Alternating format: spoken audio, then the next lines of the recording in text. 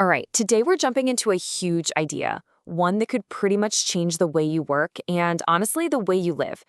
We're talking about Cal Newport's concept of deep work, a guide to finding real focus in our crazy, distracted world.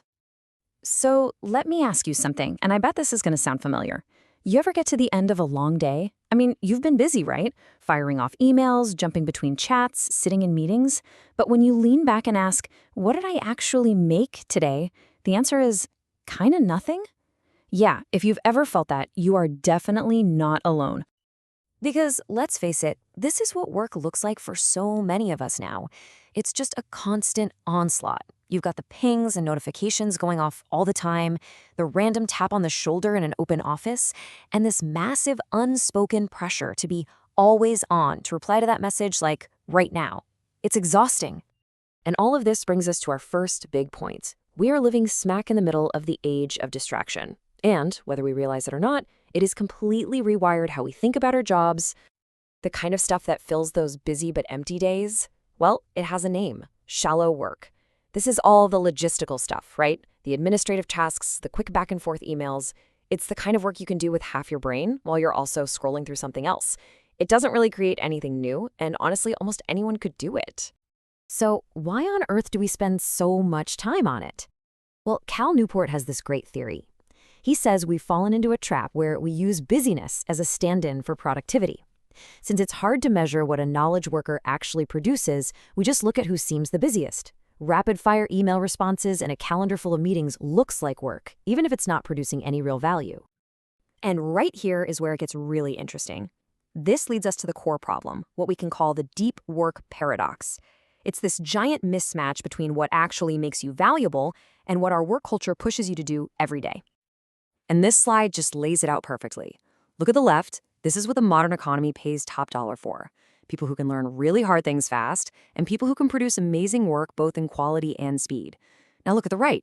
Our day-to-day work culture, it actively works against those things. It rewards being connected all the time, it encourages interruptions, and it chops our attention into a million tiny pieces.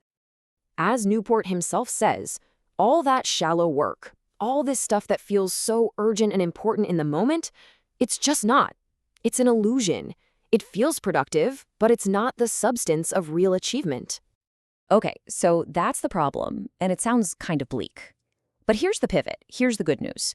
Once you understand this paradox, you can actually start to develop what is basically a modern-day superpower. And this is it, deep work. Just look at that definition. It's the complete opposite of shallow work.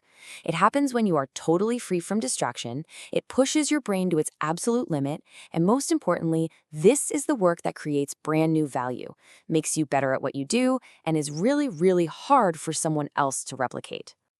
So you see the connection, right? Practicing deep work is literally how you train yourself in those two core skills the economy rewards. That intense, unbroken focus is the engine that lets you master difficult things and produce work at an absolutely elite level. And this isn't just about getting a promotion or being more productive. Newport argues that a life built around this kind of deep engagement is just better. It's more meaningful, more satisfying. A deep life, he says, is a good life. Period. So that all sounds amazing, right? But how do you actually pull it off? Okay, let's get into the practical side of things. Newport gives us 4 clear, actionable rules to help build a life of focus. And here they are. It's pretty straightforward. Rule 1, you have to actually make time and space for deep work. Rule 2, you've got to retrain your brain to be okay with not being constantly stimulated.